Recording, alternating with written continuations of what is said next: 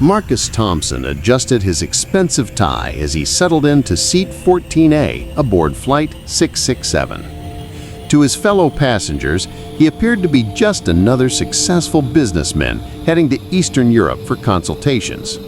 His leather briefcase bore the logo of Thompson Security Solutions, and his business cards identified him as a strategic defense consultant. The truth was far darker. For 15 years, Marcus had been one of the most successful arms dealers on the black market, specializing in military-grade weapons sold to the highest bidders. Assassins, mercenaries, terrorist cells, money was money, and Marcus had built an empire on other people's blood.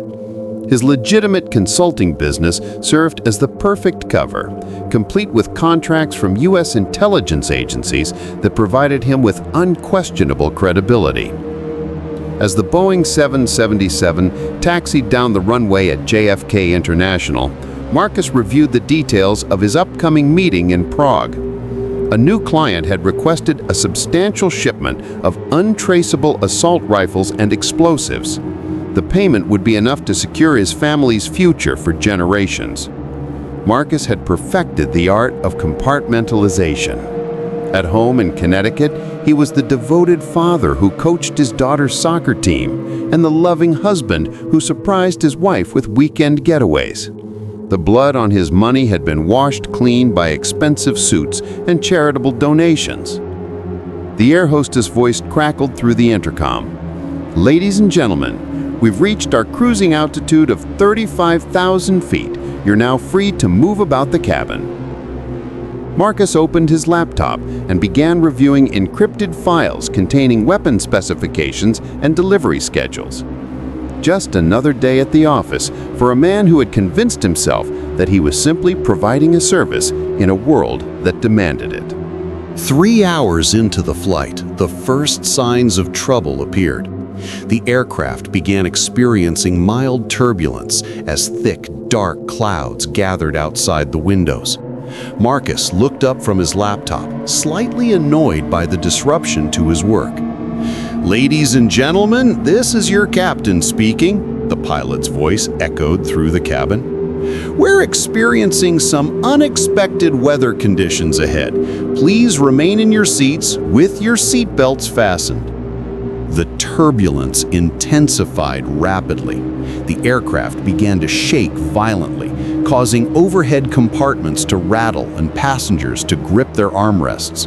Lightning flashed outside the windows, illuminating the dark storm clouds that seemed to have materialized from nowhere.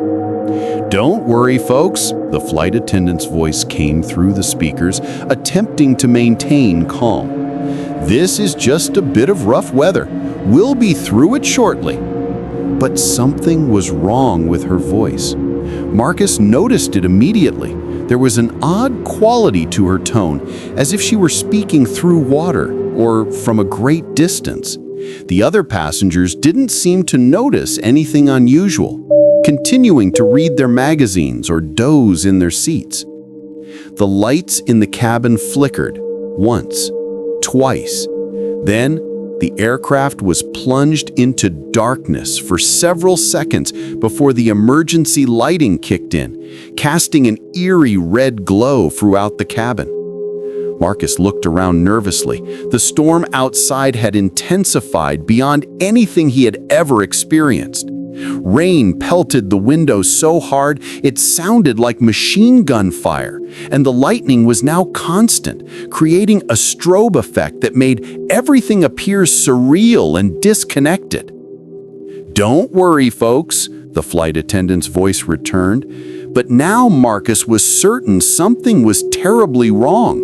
Her words seemed to echo, and there was an underlying tone that made his skin crawl, as if multiple voices were speaking in unison. The turbulence suddenly stopped. Complete silence filled the cabin. Even the constant hum of the aircraft engines had disappeared. Marcus looked out his window and saw nothing but impenetrable darkness. No lights from cities below, no stars above. Just an absolute void that seemed to swallow all light. The silence was more terrifying than the storm had been. Marcus checked his watch. 11:47 p.m. He was certain only minutes had passed since the turbulence began, yet his watch had advanced by over an hour. He shook his wrist, thinking the expensive timepiece had malfunctioned. Then it started again, the exact same sequence. The aircraft began experiencing mild turbulence. The same dark clouds gathered outside the windows. The same announcement from the captain about unexpected weather conditions. The same violent shaking, the same lightning, the same rattling overhead compartments. "Don't worry, folks," came the flight attendant's voice again. But this time, Marcus was ready for it. The distorted quality was unmistakable now. It sounded less human with each repetition. "This is just a bit of rough weather. We'll be through it shortly." Marcus looked around frantically at his fellow passengers. How could they not notice? The businessman in 12C was reading the same page of his newspaper. The elderly woman across the aisle was making the same knitting motions. The child 3 rows ahead was coloring the same section of his coloring book with identical strokes. The lights flickered again. The same pattern. Once, twice, then complete darkness before the red emergency lighting bathed everything in that hellish glow. This time, when Marcus looked out the window, he saw something that made his blood freeze. In the darkness below, he could make out shapes moving in the void, massive, writhing forms that defied description. They seemed to be reaching upward toward the aircraft, with appendages that stretched impossibly far into the blackness. "Please remain calm," the voice said again, and now Marcus was absolutely certain it wasn't human. The words were accompanied by what sounded like distant screaming, so faint it might have been mistaken for wind. The cycle repeated 7 times. Each repetition brought new horrors. The passengers began to look less real, their movements becoming mechanical and puppet-like. The aircraft itself seemed to be decaying around him, paint peeling from the walls, upholstery growing stained and worn, metal corroding before his eyes. During the 7th repetition, as the lights flickered for the final time, Marcus saw something that shattered what remained of his sanity.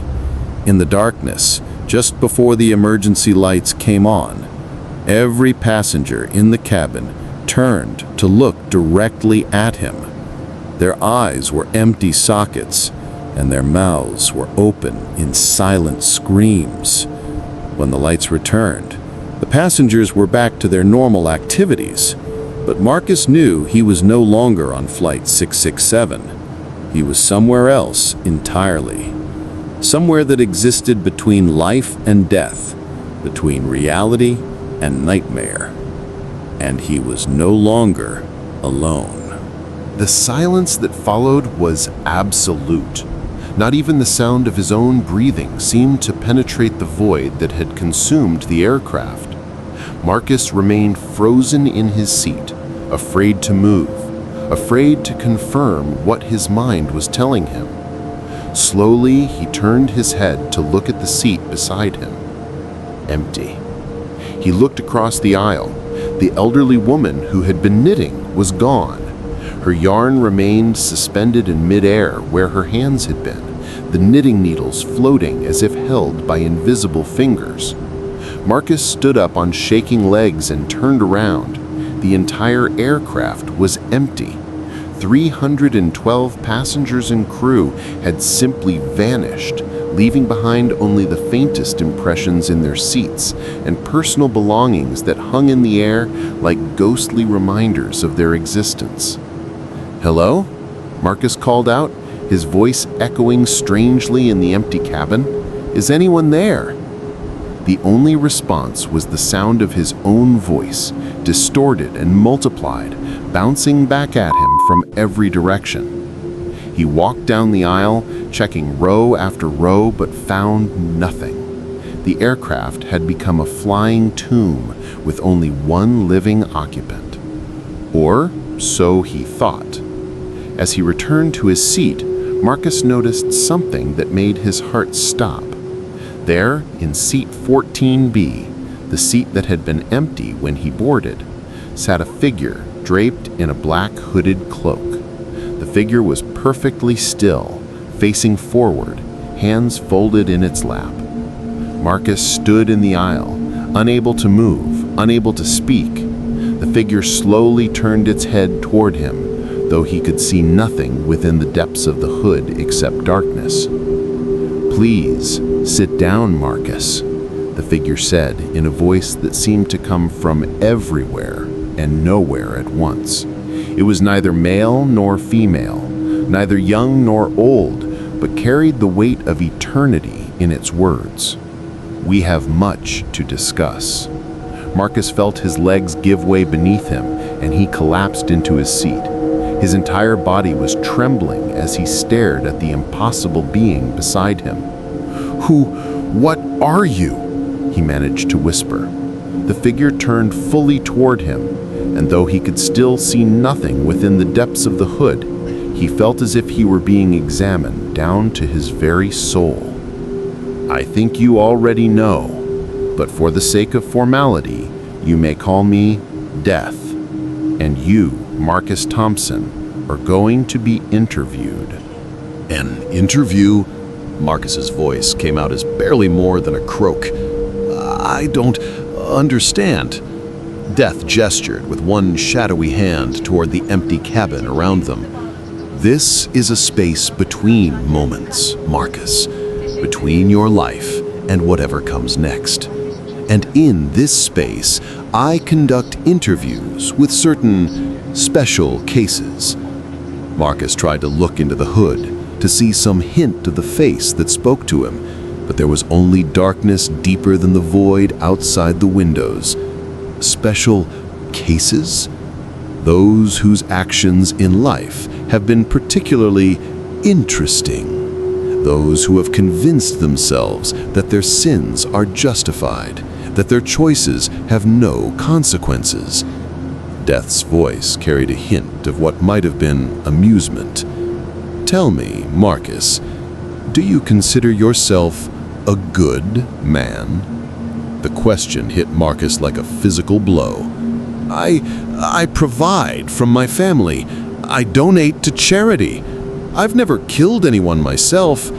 "Ah, but you've made killing possible for so many others, haven't you?" Death leaned closer, and Marcus felt a coldness that seemed to freeze his blood. 15 years of selling death, Marcus. 15 years of putting weapons into the hands of murderers, terrorists, and madmen. Tell me about the school shooting in Munich 2 years ago. Marcus's face went pale. "I don't know what you're talking about." "The gunman used 3 of your AR-15s, Marcus, modified exactly to your specifications. 37 children died that day. Their ages ranged from 6 to 12 years old." Death's voice remained perfectly calm, conversational even. "Do you remember little Emma Hoffman, 7 years old, blonde hair, blue eyes? She was hiding under her desk when the first bullet found her." "Stop!" Marcus whispered, tears beginning to form in his eyes. "Or perhaps you'd prefer to discuss the market bombing in Damascus. Your explosives, your timer mechanisms. 234 people, Marcus. Mothers buying vegetables for their families, children playing in the square, elderly men sharing tea and stories, all reduced to nothing because you needed to make a profit." Marcus was sobbing now, his entire body shaking. "I didn't know! I couldn't control how they used the weapons!" "Couldn't you?" Death's voice sharpened. What about the detailed instructions you provided, the training manuals, the consulting services you offered to ensure maximum effectiveness? You knew exactly what you were selling, and you knew exactly what it would be used for. The truth of Death's words hit Marcus like hammer blows. Every weapon sold, every modification made, every piece of advice given, he had known. He had always known. Do you want to know the most interesting part, Marcus? Death continued. You convinced yourself that you were serving your country, that your work with intelligence agencies somehow absolved you of your other activities. You told yourself that the money you made from selling death was clean because you occasionally helped catch a terrorist or two. Marcus looked up at the hooded figure through his tears. What do you want from me? The truth, Marcus. Just once in your life, I want you to tell the truth. Not to me. I already know everything. Tell the truth to yourself. Marcus sat in silence for what felt like hours, though time seemed to have no meaning in this space between life and death. The weight of every decision, every sale, every life lost because of his actions pressed down on him like a mountain. I am a monster, he finally whispered. I told myself I was just a businessman, but I am a monster who profited from death and suffering. I am responsible for thousands of deaths. Yes, Death said simply, you are. What happens now? Marcus asked, already knowing he wouldn't like the answer. Death raised one shadowy hand, and suddenly the empty cabin around them began to change. The walls became transparent, revealing a vast landscape of fire and shadow stretching endlessly in all directions. Now, Marcus, you learn about consequences. You see, there are 9 circles in the realm where souls like yours are sent, and each is designed specifically for different types of sins. Would you like to know where merchants of death spend eternity? Marcus couldn't look away from the hellscape that surrounded them.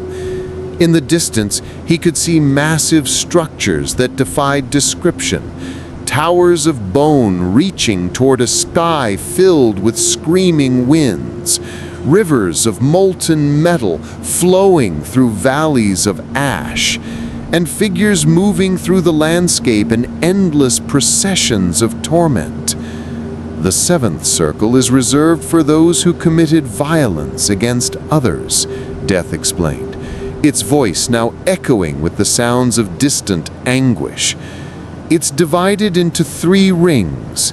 The first is for tyrants and murderers who are submerged in a river of boiling blood. The second is for suicides who are transformed into twisted trees and fed upon by harpies for eternity. The landscape shifted, revealing new horrors. Marcus saw centaurs armed with bows and arrows patrolling the banks of a crimson river where countless souls were immersed to varying depths based on the severity of their crimes. But you, Marcus, belong to the 3rd ring, the ring reserved for those who committed violence against God, against nature, and against art. Those who perverted the natural order for profit and personal gain. You will spend eternity in a desert of burning sand where flakes of fire rain down continuously like snow, and every grain of sand burns like molten glass.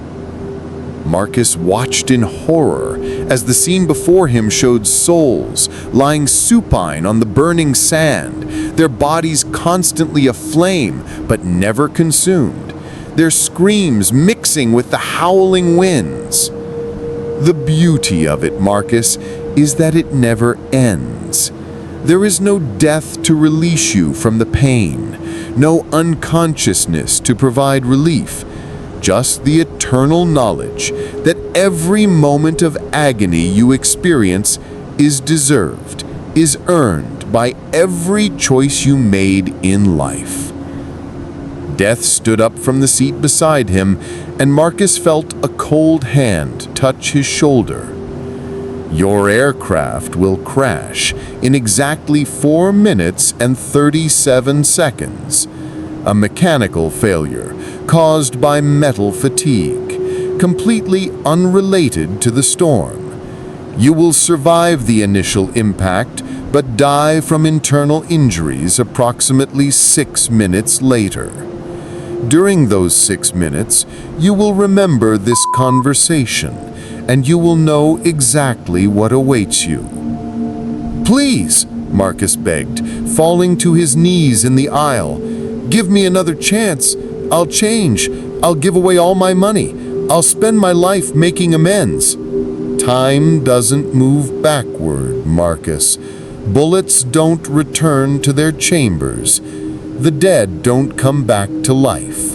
Death began to fade, becoming translucent. But I will grant you one small mercy. You will not remember this conversation until the moment of your death. You will have a few more minutes of blessed ignorance. The cabin began to brighten around him, and Marcus could hear voices, the sound of engines, the familiar noises of a commercial flight in progress. Goodbye, Marcus Thompson, Death's voice whispered, now barely audible. I'll be waiting for you on the other side.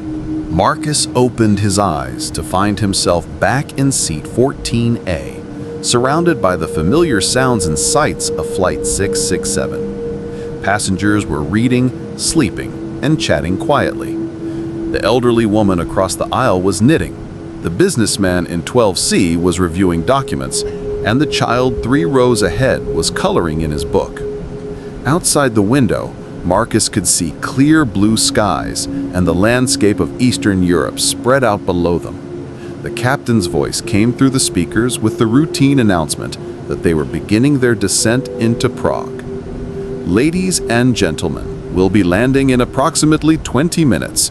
Please return your seats to their upright position and ensure your tray tables are locked. Marcus shook his head, trying to clear away what felt like the remnants of a vivid nightmare. He checked his watch. The time was correct. The flight was on schedule. Everything was normal. Everything as it should be. Rough night? Asked the passenger next to him, a middle-aged woman with kind eyes whom Marcus was certain hadn't been there before. Just a strange dream, Marcus replied, managing a weak smile. Very strange. The landing was smooth, and Marcus felt a sense of relief wash over him as the aircraft taxied to the gate. Whatever he had experienced, dream, hallucination, or something else entirely, it was over. He was alive, he was safe, and he had business to conduct. As the passengers began to disembark, Marcus gathered his belongings and joined the queue in the aisle. He checked his phone and saw several messages from his contact in Prague, confirming their meeting location and time. Everything was proceeding according to plan. Marcus walked through the jet bridge and into the terminal, his nightmare already fading from memory. He headed toward the baggage claim area, mentally reviewing the details of his upcoming weapons transaction.